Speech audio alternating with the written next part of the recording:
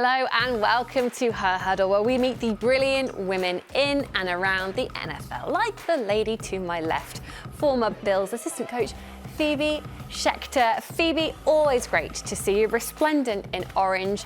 And today we're kind of diving into a different side of the game and a different kind of area of working in sport, and that is storytelling. And it's really important, actually, isn't it, when you think about the NFL? I think it's really key for a couple of reasons. One, a lot of times people don't recognize the players without their helmets on.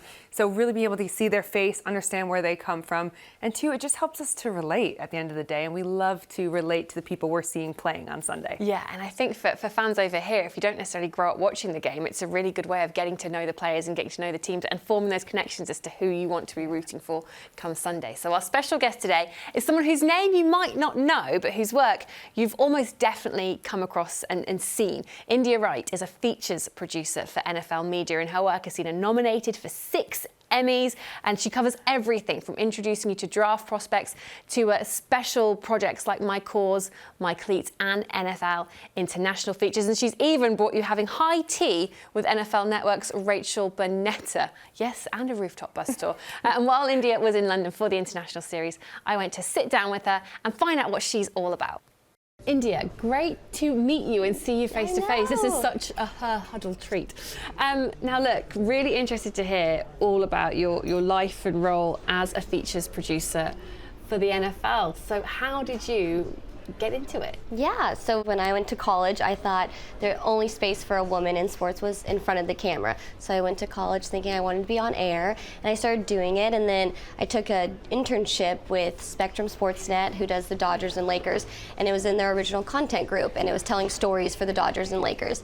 And I, in the meantime, was doing stand-ups at, Dodger Stadium, at Staples Center, like putting my reel together, and like I just couldn't get myself to send it out to the small markets, and I'm like, that's weird, like I'm a very passionate go-getter, so if I wanted something I would do it, but I was really enjoying like being able to learn how to tell stories in sports, and I realized like there was a chance for me to have a voice, and that's something that I realized I was really passionate about, this idea of having a voice. And so I was fortunate to have an amazing mentor at Spectrum who kind of let me like sit with him and walk through like how you tell a good story.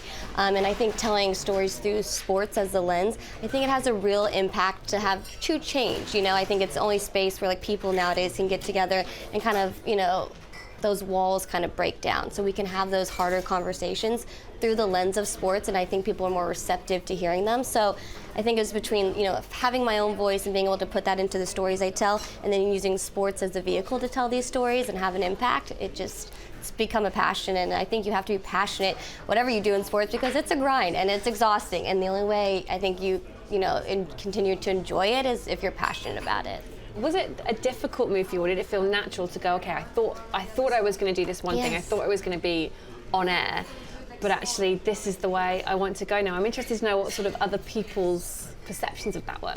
Well, and it's funny because it's like still to this day when people are like, what do you do? And I'm like, oh, I'm in sports. Like, oh, are you on air? And it's like still that mentality that like the only place really for women is on air, And so I kind of like laugh about it, but it's like, yeah, and I kind of thought like, well, did I give it up too soon? But it's like, no, I followed my heart and my passion. And I think too, it's like in any career, you have to be open to pivoting. And I think, what I thought I wanted, and then I got into it. And it's not that I hated it, but it's like, I wasn't passionate about it, But it is still funny to see how people, I think still have this perception that there's limited spaces for women in sports, and like little do they know, and I know like there are so many spaces for women in sports, and there's so many amazing women doing these jobs in sports, and so it's been eye-opening for me, and I think it's been cool to be part of that change though as well. So what led you to the NFL? A lot of serendipitous moments, but I've always loved, football. I grew up, I was raised by a single mother, and so Sundays were like watching football, go to church, watch football, do homework, and so I always loved football, and, I had worked for the Dodgers and Lakers, but I was most passionate about working for the NFL, and it was just, kind of my boss from the Dodgers knew someone who knew someone at the NFL, and I started doing a project out of house for them, and I was like, oh, I want to get my foot in the door at NFL. So, through reaching out and being persistent. You know, I got a seasonal job with the NFL, so I was with NFL for 3 seasons on a contract for 7 months, and then I finally got an opportunity to get a full-time job, and now I've been there for 6 years. It's my 7th season, and I got there when I was so young. I was 23, and I never thought I'd be there this long, but I just have an amazing team, and our stories have just evolved so much with NFL 360, you know, being born 5 years ago, and there's been a lot of opportunity to grow, and I think there's this, you know, I think at every company there probably is an expiration date, but for me it's always been, you know, when am I not growing anymore? When am I not being challenged? And I still feel like there's a lot of room to do a lot of good work at the NFL. And there's such a variety because, you know, although the sport itself is only 4 or 5 months of the year, there is content, there is things happening year round. You know, you're involved in the draft, the combine, the Super Bowl, all of that. What's your sort of favorite time of year when it comes to creating for the NFL? That's a good question. I mean, I think there's always that buzz when it's kickoff time, you know, coming out of August, going into September, like fall, you know, school's back, football's back, and there's this excitement like, oh, football is back, and that's fun. But I, as a storyteller, love the draft, the time of the draft, because those are the new stories.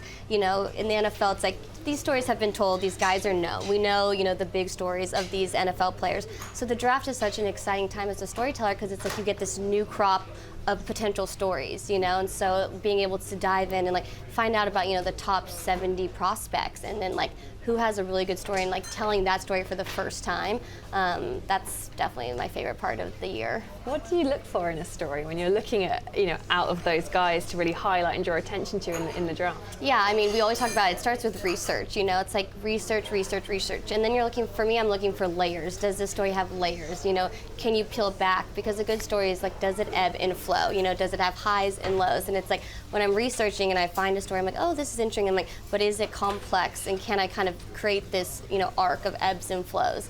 And then we kind of always look for like a big third act. And it's like, can we really end this story on a big, grand way, whether it's on an upswing of hope and inspiration or a call to action, whatever it may be. But I think between like layers and a big third act, like if I can find a story that I can do both of those things with, to me, you have a home run. And, you know, then it gets exciting to go out and tell it, you know, and kind of like you visualize it, and it's so fun being able to put it all together. What are the biggest challenges you find, both sort of day to day in your role now and also sort of coming through and working your way up? I mean, there's the day-to-day challenges is just, there's a constant demand. I mean, you know, like you can't ever really shut off. And I think there's this expectation that, you know, you need to be on 24/7. And if you're not, you don't care enough, or you're going to fall behind, or someone else is going to take your position. So I think my day-to-day challenges are just being able to manage all the demands. But for me, it's like I try to find a way, like, how can I make this sustainable? Because there got to be a point, you know, even at the NFL, where I'm like, if I keep working at this rate, like, I will burn out. And I will lose my passion. And I was like, and I loved it so much. I'm like, there's got to be a way to make this more sustainable. And I think it was realizing, like, evolving my career to match my personal evolution. You know, it's like when I was 23, 24, it was fun to get on a plane every week and fly to New York and run back and turn a future around. Yeah, 4 years later, 5 years later, it's like I don't want that anymore. I want to be home. I want to have a home base. You know, like I want to get married. I want to have a family. And it's like, I don't think that's a bad thing. It's like that's personally how I've evolved. Those are the things I want now that I didn't per se want when I was 23. So then it was like in my career, it's like I want my career to evolve with my personal evolution. So that way it stays enjoyable, you know, because I think a lot of times we make decisions, you know, that like are for our career, but we're not satisfying our personal needs, you know? Yeah. And I think when we do that so much, then you become resentful of the job that you supposedly loved, you know? So I think it's been a combination of just evolving personally and making sure that my career evolves so that way I can kind of match what I need in my personal life so I can still enjoy it. You've hit the nail on the head there for what is a challenge for, I mean, a lot of women in all walks of life, all careers, but with sport having historically been such a male-dominated environment, it still feels quite new sometimes, you know, if you're a woman and you do want those things, because for so long it feels like women who, to be successful in certain industries, have kind of had to sacrifice all of that, because it is very difficult to quote unquote have it all, and we won't delve into that particular phrase. It's complicated, but I'm really interested to know what the sort of perception, or what you feel the perception to be of women who want to still work and have a family and all the rest of it, and how they're supported by the NFL, because it's something that can still be so challenging for women in sport. It is, and I think that's why I've stayed so long, is because I've been surrounded by a lot of, yes, men that I actually work with that have always supported those decisions. Like, I had to have serious conversations with my boss and be like, I need to move down this path here because I want to do these things in my personal life. Like, I made it very clear, I want to get married and have children. I'm like, this route that I'm on right now is not going to allow me to do that, and I'm not willing to sacrifice that. And to be honest, why I feel like I'm able to vocalize that is because of the women before me. And I've been so fortunate to have so many amazing women that have come before me that I've come up with, you know. And the thing of the women that have come before me is like, yeah, I'm close to them, and yeah, they're 10, 15, 20 years older than me, and they didn't end up having children, or they did, you know, and they tell me, you know, it's like, it's a sorority, you know, it is, it's a sorority. Like, it's a huddle. What? Yes, no, it's a sorority. It's like, we, you know, I think that's what I love about it the most, is that there's been so much openness with women, like the women I work with, like I said, that are 20, 15 years older than me, and the ones even coming up. I do think there's more of an embrace with each other, and I did see, you know, the women that 20 years earlier, like, there wasn't that warm embrace because there was such limited spots for women, so they had to be competitive, you know. But now it feels like we're much more accepting of each other. We have each other's backs, you know. And so, to be honest, I feel like I'm allowed to be more vocal about what I need as a woman. And like, yes, I feel comfortable explaining, like, I want to have children, and I'm not willing to sacrifice that for this, you know. And I'm like, I also know that it can be figured out where you can do both, maybe not all at once, but you can make it sustainable. And so it's like, I feel like because of the women that have come before me, and also, to be honest, I feel the need to do it for the women coming up, you know, after me. I need them to know that, like, oh, she was able to vocalize, you know, that this is important, and that it's okay to want these things and also want to have a career. Like, you can want both, and that's actually totally okay. Like, I think this misconception that you had to choose, I'm hoping that's going away, you know. And so for me, I feel like I have a responsibility to do it for the women, coming up, that I like if I can vocalize it and, you know, be comfortable talking about it amongst my bosses or my peers, like, hopefully they can too. And then it destigmatizes, you know, this idea that, you know, you have to choose between your career and having a family, you know, because you don't. Or there's that perception sometimes that, oh, it might make me look less committed, it might make me look not in, but actually it's so badass. great. It's so great to hear, and I think, you know, that is changing, and sometimes I think it's just what's left in our own heads, perhaps, when it comes to that side of things. You work across such a range of events, strands, whether it's, you know, Super Bowl halftime shows, and not the halftime show itself, but Hall of Famers. I know you've been really heavily involved with My Cause, My Cleats, NFL Play 60, like 360, like you said. What are you most proud of? What story have you told that you are thrilled to have been able to tell? Oh, that's easy. It's definitely the women in football. So, you know, like you mentioned, NFL 360. So, you know, we created, you know, the show NFL 360 probably 5-6 years ago, and it was a platform where we could tell longer form, very high cinematic, emotional, impactful stories through the lens of football. And initially, we didn't have a woman in football episode. You know, the cadence of the show was September, October, November, you know, December, and then Super Bowl. And then, you know, what's so cool is, like, that's why I've stayed so long, is because I've seen the mindset evolve there. And so when they're like, we need a woman in football episode, and I was like, and then I was like, absolutely. And so, yeah, the first time I had told stories on the biggest athletes with the biggest franchises. My favorite story to this day is a woman you don't even know of, and it's because it was a woman's story. She was the first woman to earn a college football scholarship. Her name's Antoinette Harris. She got ovarian cancer. She's been through, she was, you know, didn't know she had a father, found her father. There's like layers, like I was telling you, big layers here. And then she ends up making history by being the first woman to get a college scholarship that's a non-kicker. And so I got to tell that story in 2019, and why that's, well, I think may be my favorite story ever, is because it was the first time I'd ever told a story that was centered around a woman, you know. And then it's like, and then I was a woman producer, and then I had like women in the post-production involved, and so it just felt so organic. And it also felt like that was the first piece I ever did that I felt like my voice really came through, and probably because it was so personal to me. You know, I was telling a female story, And then, yeah, to be able to sit there and watch it air on NFL Network. She talks about her menstrual cycle, and just to be sitting there, like, watching her talk about her menstrual cycle on the NFL Network, it's just something that when I got there, like 3 years prior, like, never did I think we'd be telling women's stories, because football is played by men, and let alone having told a story about a woman and then her being talk about her menstrual cycle, because that's the storytelling we're doing, and I was like, yeah, it's probably my proudest moment. And then to see that episode every year has evolved, our Women in Football episode, and I'm proud to say it's been nominated every year for an Sports Emmy, and so it's like such a proud thing, because it's a passion project, and it's so personal and close to my heart, because I am a woman in football, so that's an easy one for sure. And now you've brought a conversation about menstrual cycle to her huddle as well. So Yeah. it's the gift that keeps on giving as well. We need to normalise Yes. this stuff. Your passion is palpable and quite infectious. Thank you. You said a couple of times that you love that you can put your voice in the stories you're telling. How does that come through? What are the tells? If we're watching a piece of NFL media, what can we go, oh wait, this has India written all over it subtly? Yes, and I think that's what's cool about your voice, is that you start to watch pieces and you can tell who's done them, and that to me is such a strong indication, like, you have a voice and you know how to obviously construct stories around your voice. I'm not a say type of storyteller, so it's like if she says, I love to dance, you're not going to see her dance, It's like a good example is like, if we're talking about sexuality, it's like I might use a dance motif throughout, because sexuality is fluid, and so for me, storytelling is much more an interpretation of themes of life, and so for me, it's like, I want you to be able to watch it, and it's like, you don't have to be, a woman, you don't have to be the first one to ever play football, but for some reason you watch Tony's story and you can relate to it. And I think it's because in all my stories, I find the relatable themes of life, and I try to bring those out in someone's story, so that way you, him, everyone can connect, because the themes of life to me they're all the same. We've all felt pain, we've all felt joy. I mean, it's relative, of course, but we've all felt those themes, and everyone has a story, and those themes exist in those stories. So for me, it's like, how do I bring those themes, those universal themes out in my way, so when you watch it, you feel connected to Antoinette Harris.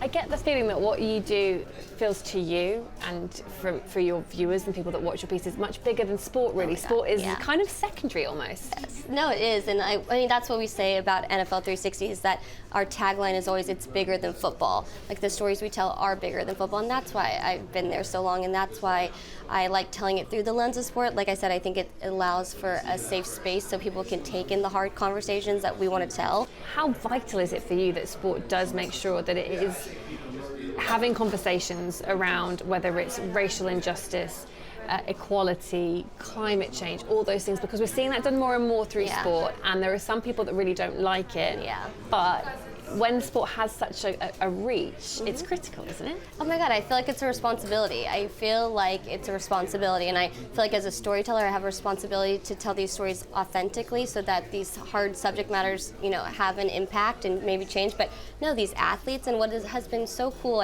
unfortunately, in the face of all the adversity, our country has experienced in the last, 3-4 years, it's been really cool to see these athletes understand their responsibility and use their platforms to make sure that they have a true impact and change, because yes, they have, like you said, it has such a reach, sports has such a reach, and I do think these players are much more understanding of the responsibility that comes with being, whether it's basketball, football, at Formula One, it's like, you're much more than an athlete. We talk about it's much bigger than football, it's like you're much more than an athlete too, and I think it's critical, and I think with social media and everything, seeing these players use their platform for good, and like the stories I get to tell are always through the lens of a player, and like they have to make a commitment to me to tell their story, and that's because they want to use their story to obviously have impact and change, and so to me that's so cool. But I think at the end of the day, it's a responsibility.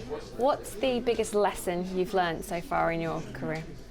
Well, obviously we could write a book about that. Obviously. But if you can put it into words, and concise few sentences would be great. I mean, a big thing for me has always been, have a backbone. I think as a female, and the challenges are still there. I think it's gotten better. Like even in my 8+ years of doing this, I have seen a change. But I mean, let's be honest, you still go into rooms, the nonverbals are stronger than the verbal communication from, you know, males. And no, I think having a backbone, like having a moral compass tied with a backbone, like what are your fundamental morals, you know, and then knowing that those are going to be tested in this space, you know, as a female, you're going to be tested, and then being able to have a backbone to make sure you can stick up for yourself or stand up for the things you believe in. And I think that all ties back into your voice too, but it's like, I think between having a moral compass and a backbone, and then boundaries, like I said, like boundaries are so important. And I think once you become at peace with boundaries, you know, like you're gonna have to work at keeping your boundaries every day.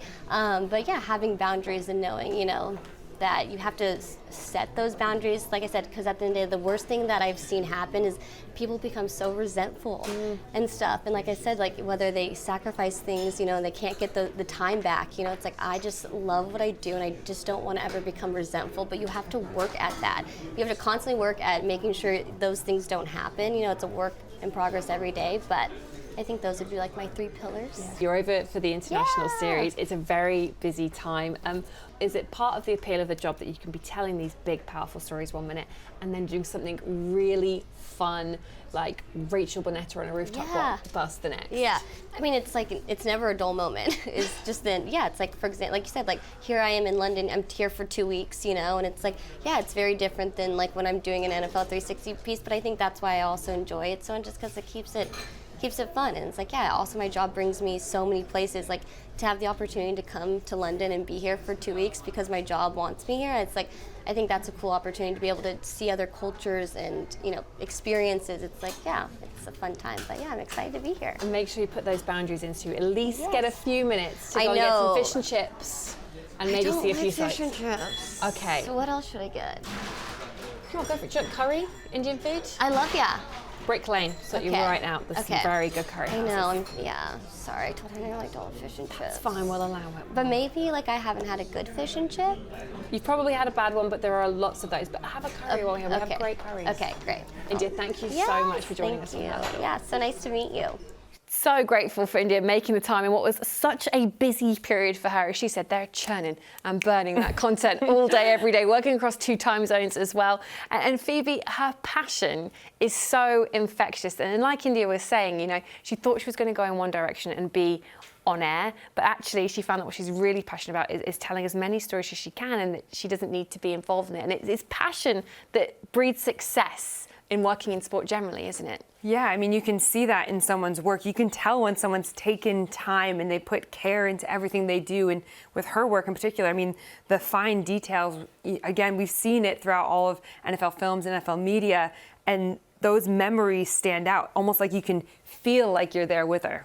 And it's what I found so illuminating in that chat, and it's so inspiring in many ways, as India talking really openly that, you know, I've had to find a way to put in boundaries, which can be so hard to do in any profession, in any area of your life, whether it's personal or work related, but that she's doing that because she is a young woman who wants to one day get married and have a family, and she has to make time for that. And that is not something I've ever really heard a woman, particularly in sport, actually say out loud. It almost feels revolutionary, and it's 2022. I know. I mean, you're spot on with that, because you think how many women are actually putting their careers aside in order to go have a child or start a family, whereas she's saying, no, I can do everything. I can have them both. And I think one of the hardest things, and I'm sure you'll feel the same way, is when you set those boundaries. How do you set those boundaries? Because I feel sometimes I feel uncomfortable if I have to say, oh, no, I can't do that, or and maybe that's just the female way. I don't know. How have you dealt with it? Well, it's that thing, isn't it? You might go, okay, it's been a very busy period. I'm carving out this day and I'm having a day off and I'm going to